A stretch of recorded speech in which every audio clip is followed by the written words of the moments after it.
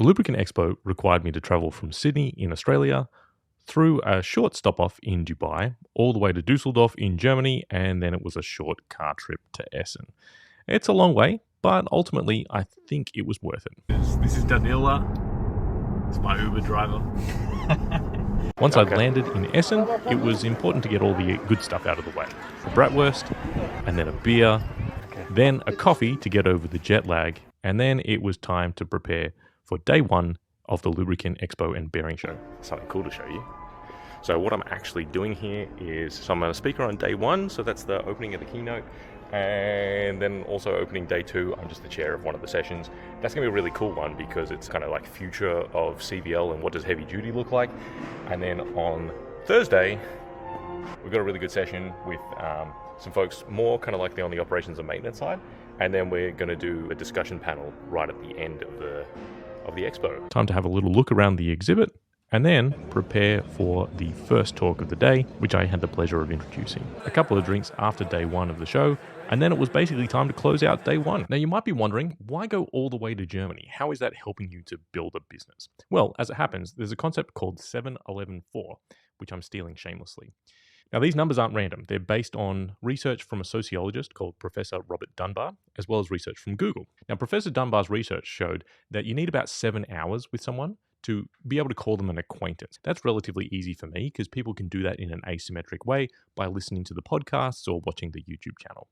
11 comes from research from Google, where they look at people's search histories and they find that before people interact with a brand, they have 11 touch points across the internet.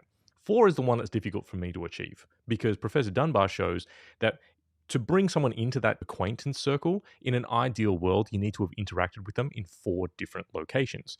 Now, in this day and age, all the different social media platforms kind of count. So maybe people see me on LinkedIn, maybe they engage with the podcast, and then the YouTube channel, and then...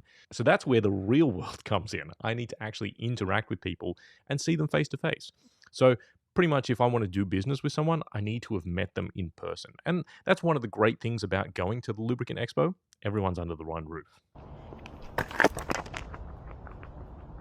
On day 2, I snuck in a little bit early to the exhibition hall just to be able to check out all the exhibits with slightly fewer people around. Gave me an opportunity to get up close and personal with some of the really great exhibits that are being put on show. It's actually one of the coolest things that I've seen. This level. Kind of handy. There you go. Open gears don't even need lubricant. Look, that thing's not scary. Look.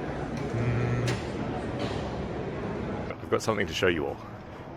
Check out this list. And then look at this. That's me. It's like a level of validation that I definitely don't deserve to be up there with like Lube Media and the UKLA. But you know what? I'll take it. 3.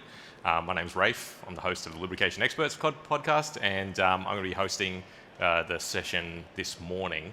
And later that day, I took in the sights and the sounds of Essen at night, which is surprisingly vibrant. So check this out. The car behind me is an Ineos car. If you're not familiar, Ineos makes oligomers for the lubricants industry, among other things. What's amazing is the story here is that the guy who owns the company is so rich that he didn't like the direction that Land Rover were taking. He liked the old Land Rover better, so he bought his own car factory, which used to be the Smart Car Factory, and he started producing his own version of the car that he wants. Must be nice. They're putting a BMW engine in it, and yeah, new car brand. Awesome. And with that, day number 3. ExxonMobil was running a talk on my favorite base oil, in which they actually announced a different viscosity grade of alkylated naphthalene, much to my pleasure. So that was awesome. I guess this is the way that people do it when there's the iPhone announcement, except for me, it's alkylated naphthalene, which is the most nerdy thing. Fernando, so we're speaking to the CEO here as loud stuff goes past. But would you mind just quickly explaining some of the greases? This grease is based on calcium anhydrous. Yep. This other one is based on aluminium complex grease. We have another one here, which is also aluminium complex grease, but including some PTFE inside. This other one is a biodegradable grease based also on calcium. And here we have a very interesting product because this is not a grease, but this is not an oil. This is a thixotropic fluid. So when you put more pressure in the fluid, the viscosity starts to increase continuously.